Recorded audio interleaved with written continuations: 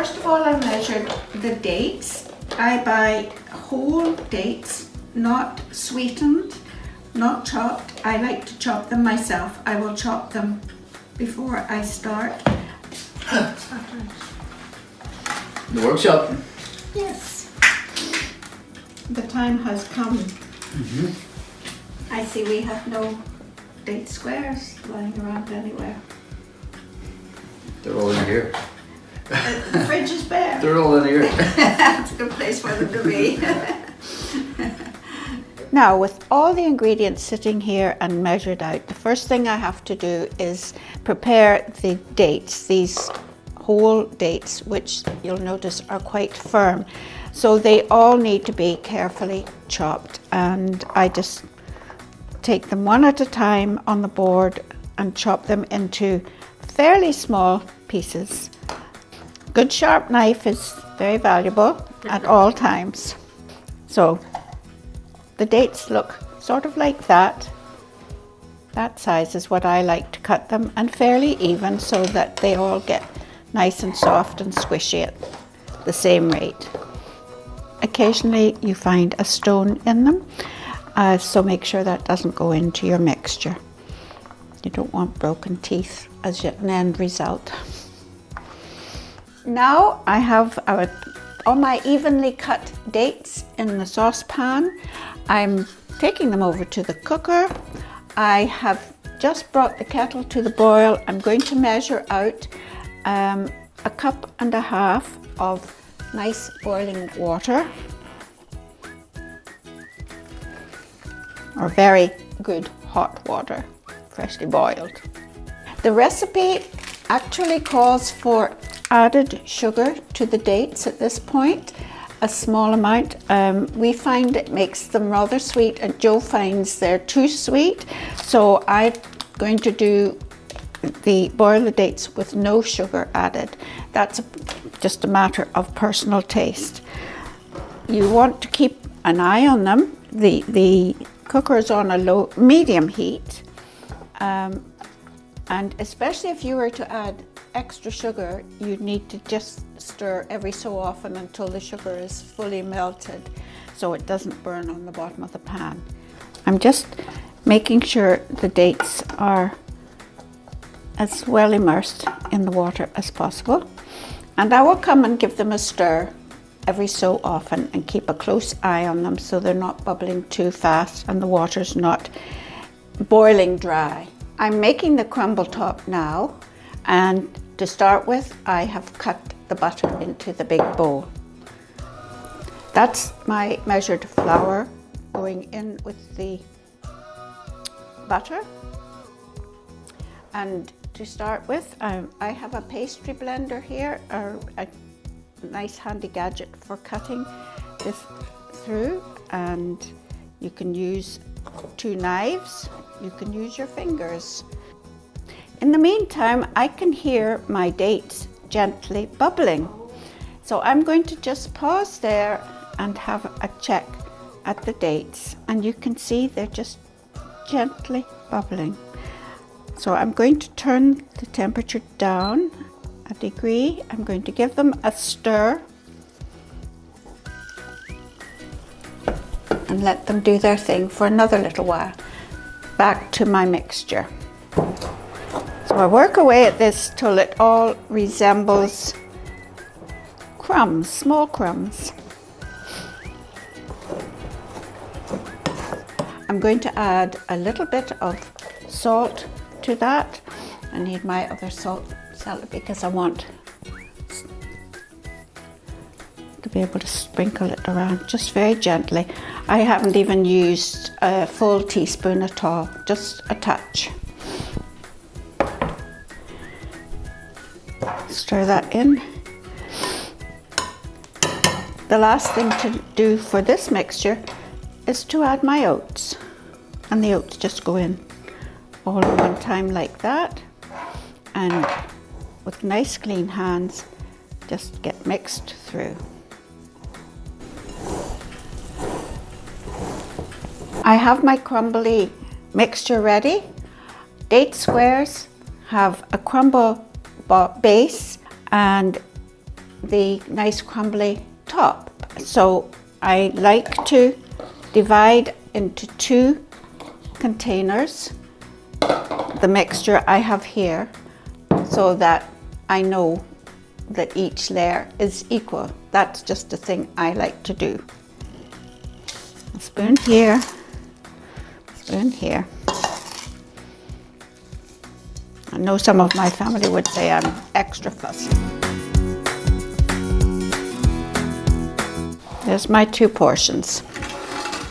Now, while I've been making the rest of the date squares, the crumble part, my dates have been cooling and I've given them a stir. You can see the texture. There's no runniness about them yet. They're nice and soft, and they're not congealed altogether either. There's a nice soft texture there. At this stage, I add flavoring, and I'm using vanilla. The recipe calls for vanilla. I do use real vanilla extract, not vanilla flavoring. There's a very big difference. Good vanilla extract. 1 teaspoonful of vanilla, and stir it well in. Now I'm going to just leave that there to cool a little bit more. Doesn't need to be cold, but I don't want it too hot when I put it into the pan with the crumbs, because it will start to melt the butter a little bit too much, the butter that's in the crumble mixture. I'm going to turn my oven on at this point. I'm turning the oven on to 180 degrees. In an ordinary oven, you would maybe do a little bit cooler if you had a fan oven going. Now I'm ready to put the bottom layer of my crumble mixture in, and I just sprinkle it into the pan like so. Don't have to be exact at this point. With nice clean hands, I just pat it around evenly, make sure it's well into all the corners. When I see the precision with which Joe works around his bikes, I like to work with precision around my date squares. So I'm making them nice and firm and even. So the bottom layer will look like that. Now I've prepared the base. I'm over to collect my nice date mixture. It's lovely and gooey. I'm going to take out the spoon and use my spatula, my scraper, and I just dump the mixture in the middle to start with. Now you can really see the texture of it. And I'm scraping every last morsel out of the pan. It's such good stuff. And then I'm just going to spread this around, making sure it goes right into the corner, nice and even all around. At this point you can see the texture in it. You can still see nice pieces of date. They'll be nice and soft though. I always think it's worth taking the time to get it nice and smooth, because then it cooks evenly. And yes, there may be a little bit left on the spatula, but nice licks for later. We're ready for the top. Now I'm a little bit more careful how I sprinkle the top on. So I go along the edge a bit like this, try and get into the corners. Then I turn the pan.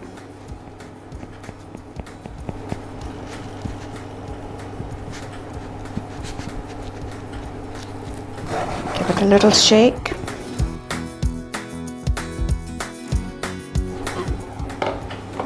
Clean hands again. Now I don't tap this or press this as firmly as I did the base, but I want to make a nice even top and make sure it's right into the corners and as even as possible all around. It looks firmish, but it's not pressed hard. I think that's how I feel happy with it looking, and we'll place it in the oven.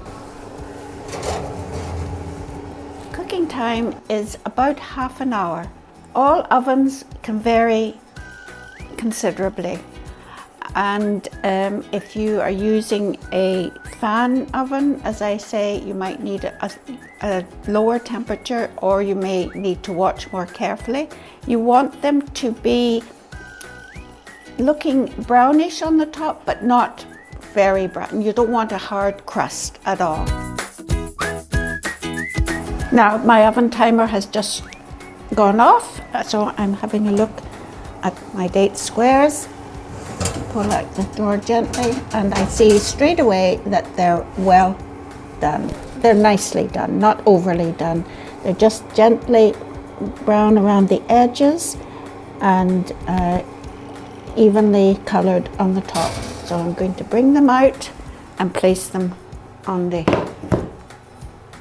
tile there to cool. I need to be able to hold the pan and touch it before I do anything further. Now, I'm just setting these aside to cool completely before... Hello? It's really freezing out there. Just another batch. You never get those in my back pocket. No.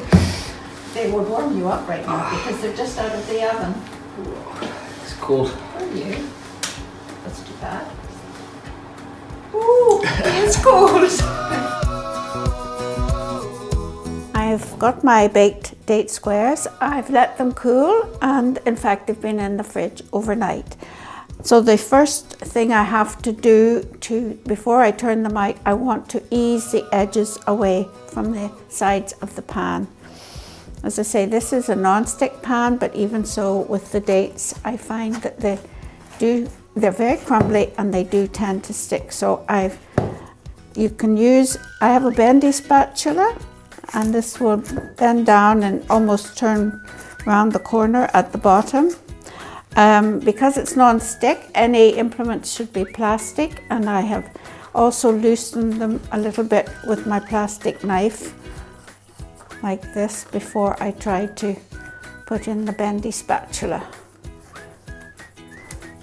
Go down quite easily. Right. So, clean cutting board over the top of your pan, a quick turn, and a bang, a gentle bang, and there we are.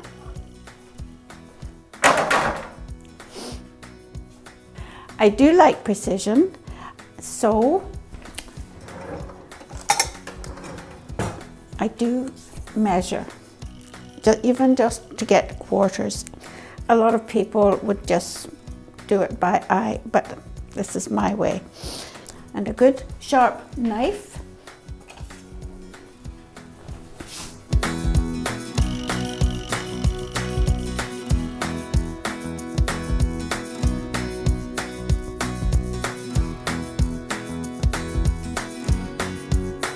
Even though they have been chilled and are cold, do you see how it has begun to cave in? I just at that corner there, you lean on it and it can cave in very easily. So that's why I like to have them good and cold. And a very sharp pointed knife, and don't try to do a big cut all at once. That's why I go gently along like this. What I'm going to do now, I'm going to wrap each quarter in a piece of greaseproof paper and place them in a freezer bag, and I store them in the freezer where Gillian can obtain them and use each quarter as required.